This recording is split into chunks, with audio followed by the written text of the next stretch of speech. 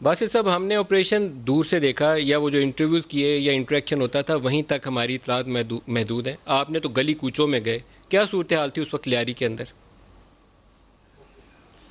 بہت بہت شکریہ ملک صاحب، مجھے موقع دینے کا اس موضوع کے اوپر، حساس موضوع کے اوپر بات کرنے کا. آپریشن سے پہلے لیاری حقیقتاً ایک نو گو ایریا تھا جس میں لا انفورسنگ ایجنسیز کے لوگ داخل نہیں ہو سکتے تھے، اور 2012 میں سب سے پہلے ایک آپریشن کیا گیا. لیکن جیسا کہ آپ نے اپنے انٹرو کے اندر بتایا کہ وہ آپریشن اس کو قانونی تحفظ یا قانونی سپورٹ اس طریقے سے حاصل نہیں تھی جیسا کہ 2013 کے آپریشن کو تھی. 2013 کے آپریشن جب آغاز کیا گیا تو لیاری گینگ وار تتر بتر ہونا شروع ہو گئی، اور اپنا جو ان کا اسٹرانگ ہولڈ تھا، جو قلعہ تھا لیاری، اس کو ان کو چھوڑنا پڑا. مختلف ملک کے علاقوں سے ان کے لوگ پکڑے گئے، کوئی ملک چھوڑ کے بھاگ گئے، جن میں سے عزیر بلوچ بھی شامل تھے. اور پھر جب ان کو گرفتار کیا گیا اور پھر ان کے اوپر تحقیقات ہوئیں، جے آئی ٹی رپورٹ سامنے آئی، تو کچھ تفصیلات ابھی عوام کے سامنے، قوم کے سامنے آئی ہیں. تو باسط صاحب، جب آپریشن ہوا، یہ لوگ پکڑے گئے، تو عزیر پاکستان سے بھاگ کیسے گیا؟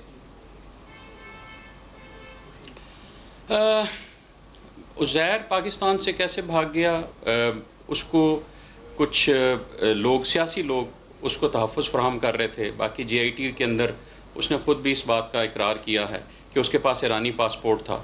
اس ایرانی پاسپورٹ سے وہ، ان کی مدد سے وہ بارڈر کراس کر کے گیا، اور پھر جو ہے ایران کے اندر کچھ عرصہ رہا، پھر مسقط چلا گیا، پھر دبئی چلا گیا، پھر وہاں سے پکڑا گیا، گرفتار ہوا، اور پھر پاکستان لایا گیا.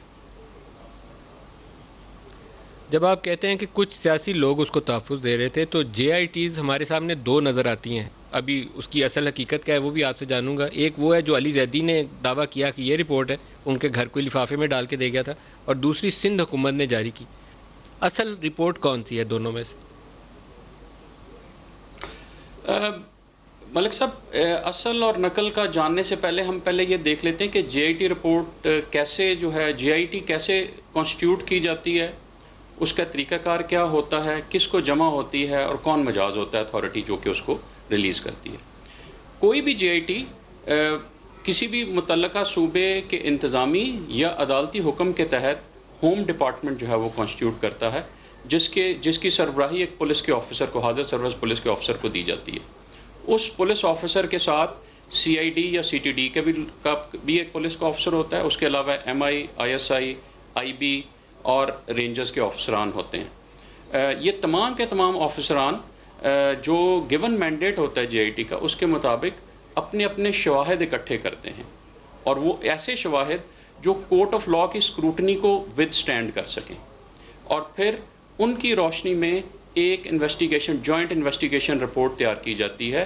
کیونکہ تیار کرنے والوں کو اس بات کا ادراک ہوتا ہے کہ جو وہ شواہد لے کے جائیں گے ان کو بالآخر عدالت کے سامنے پیش کرنا پڑے گا.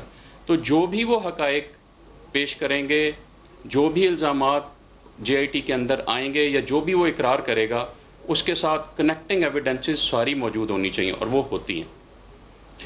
اس کیس کے اندر یہ تو طریقہ کار ہو گیا نا جی. لیکن اصل رپورٹ کون سی ہے اور نقل کون سی ہے، یہ بھی بتا دیں.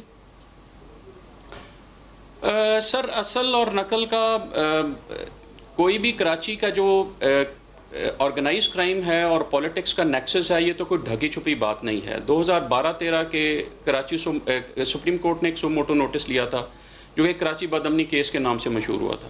اس کے اندر سپریم کورٹ نے اپنی تمام ججمنٹس کے اندر اس میں آرگنائز کرائم اور پولیٹیکل پارٹیز کے نیکسس کا باقاعدہ ذکر کیا ہے.